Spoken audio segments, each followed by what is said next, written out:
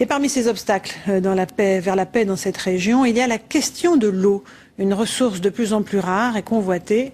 La meilleure illustration est sans doute celle du Jourdain. Ce fleuve mythique et biblique est aujourd'hui quasiment à sec. Reportage de Patrick Fondio et d'Anitsion. Certains en reviennent comme possédés par le Saint-Esprit. D'autres comme saisis par la grâce en sortant des eaux du Jourdain. Comme 500 000 chrétiens par an ici, des pèlerins nigérians rebaptisés comme Jésus, dont ce même fleuve qui depuis a perdu 98% de son débit, aux grandes dames de cet écologiste qui lutte pour sa survie. C'est un fleuve sacré, à la fois pour les chrétiens, les musulmans et les juifs. Il est aujourd'hui dans une situation désespérée. En fait, vous avez ici le seul endroit encore salubre. Car à peine 2 kilomètres plus au sud, le bas Jourdain n'a plus rien de sa pureté biblique. Mira tient à nous montrer ce qu'est devenu le lit du fleuve, un ruisseau alimenté par les égouts de 340 000 riverains. Alors là, vous avez tous les égouts de la ville de Tibériade et des villages aux alentours. Et ces égouts dévastent l'écosystème du fleuve. Un fleuve surexploité par 3 États qui ont fait main basse sur ses eaux au fil des ans et au gré de leurs conflits. 23% détournés par la Jordanie, 25% par la Syrie et 51% par Israël et les territoires qu'il occupe. Et voici l'un de ceux que les écologistes israéliens accusent d'avoir asséché le Jourdain. Des agriculteurs qui font pousser des bananiers comme s'ils vivaient sous les tropiques. Une plante gloutonne en eau, mais juteuse en profit. Bien sûr que ça rapporte de l'argent. Quand j'arrive à produire 60 tonnes par hectare, c'est une affaire rentable.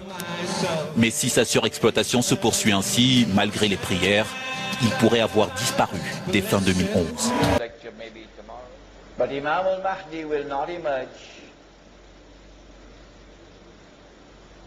until the water in the Sea of Galilee is dry. When Imam al-Mahdi emerges, it is that time that Isa alayhi salam will return. And he will kill Dejjal. But Isa alayhi salam cannot return until the water in the Sea of Galilee is dry. How low is the water? Is it drying up? I read the Jerusalem Post every day on the internet in order to monitor the water level in the Sea of Galilee. It is now so low as never before in history, so low, that Israel itself has declared, that is the water engineers, that they expect sometime this summer that the water level will reach so low that the Sea of Galilee can never be restored. It's going to die now. L'exploitation se poursuit ainsi, malgré les prières. Il pourrait avoir disparu dès fin 2011. Let me go ahead and do this one right here. I'm going to go into what is coming. There's another cycle coming. The universal consciousness cycle. Again, I'm not kidding. Universal consciousness cycle. It begins on February 10th,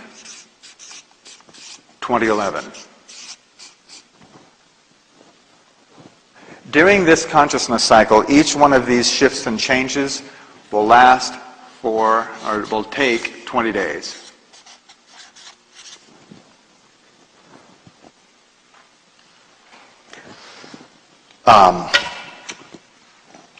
This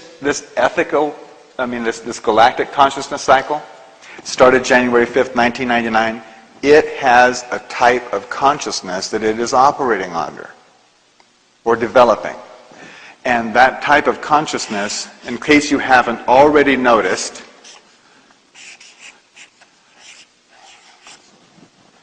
ethics.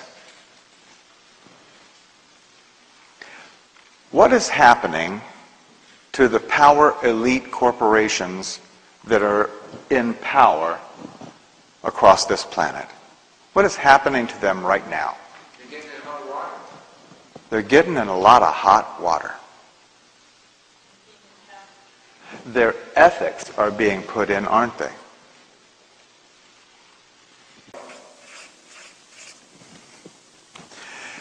And something very special happened during this fifth day. Very important. Fire. It's when the Homo erectus got the consciousness of fire. All over the world, all the different places, it was sort of like the 100th monkey syndrome. Within some 3,500, 4,000 years, everybody had the consciousness of fire during that fifth day. It's a really good thing, too, because 68,000 years ago, 680,000 years ago, we had the Ionian Ice Age.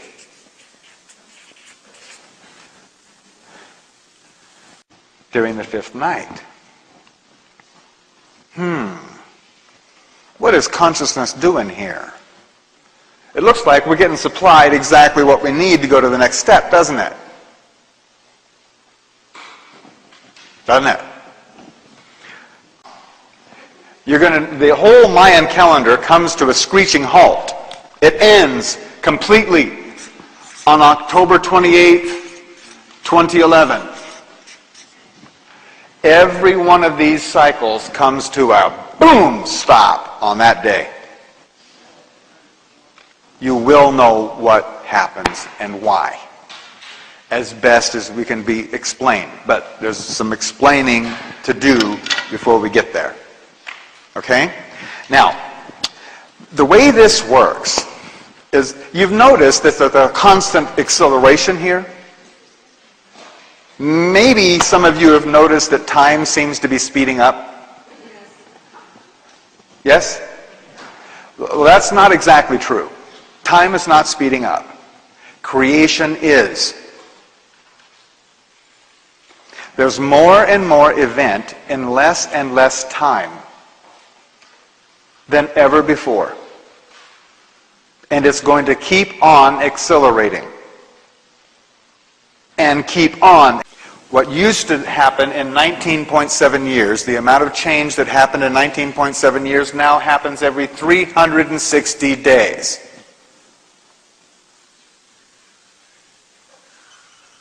Does that answer a couple of questions? Of why you feel a little overwhelmed from time to time?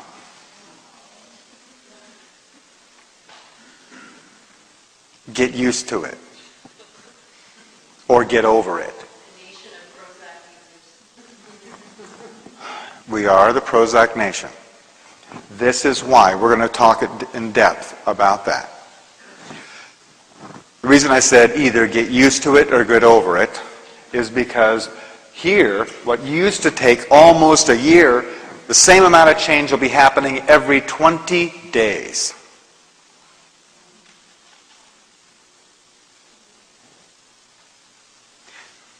You guys, some of you out there are the age where you would have gone to school for a career.